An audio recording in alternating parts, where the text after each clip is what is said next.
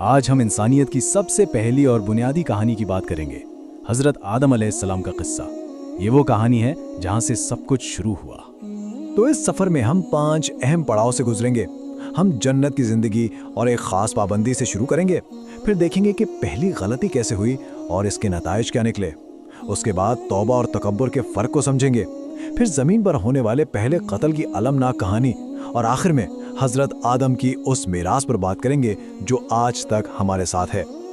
چلیں تو کہانی کا آغاز کرتے ہیں ایک ایسی جگہ سے جو ہر لحاظ سے مکمل تھی، یعنی جنت، جہاں حضرت آدم اور حوا رہتے تھے۔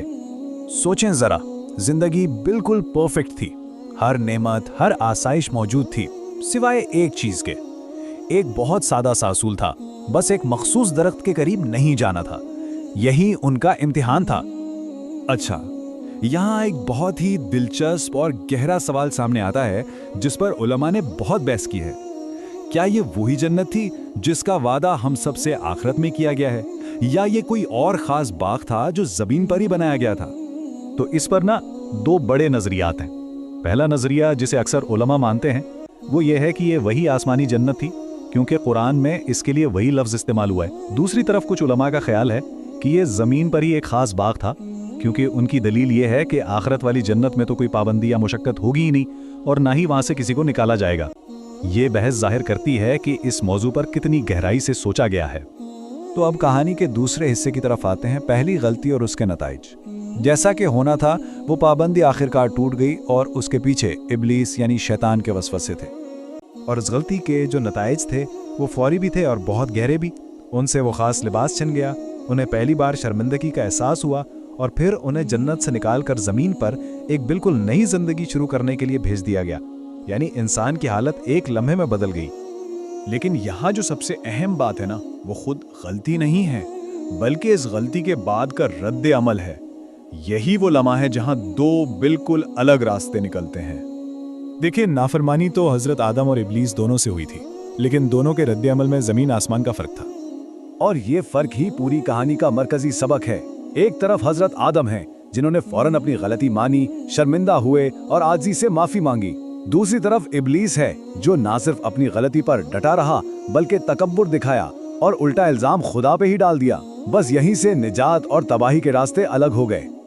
اور افسوس کی بات یہ ہے کہ تکبر اور حسد کا یہی جذبہ اگلی نسل میں بھی نظر آتا ہے، جب انسانیت زمین پر اپنی زندگی شروع کر چکی تھی۔ حضرت آدم کے 2 بیٹوں قابیل اور حابیل کے درمیان جو جھگڑا ہوا، اس کی جڑ میں بھی وہی تباہ کن جذبہ تھا جس نے ابلیس کو برباد کیا تھا، یعنی حسد۔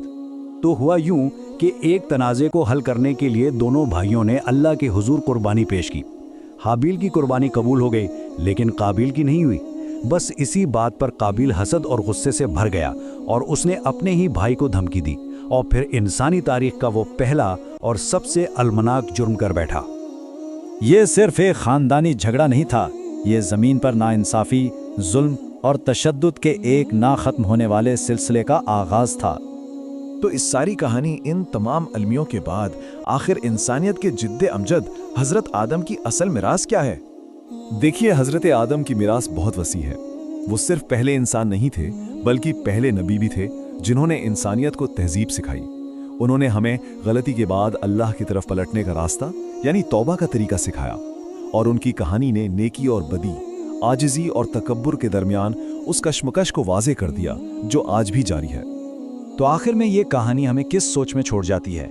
کیا اس کا سب سے بڑا سبق یہ ہے کہ انسان فطرتاً کمزور ہے اور غلطیاں کرتا رہے گا، یا پھر یہ ہے کہ غلطی چاہے کتنی ہی بڑی کیوں نہ ہو، عاجزی اور سچی توبہ کے ذریعے واپسی کا راستہ ہمیشہ ہمیشہ کھلا رہتا ہے؟ یہ وہ سوال ہے جس کا جواب ہر ایک کو اپنے اندر تلاش کرنا ہے۔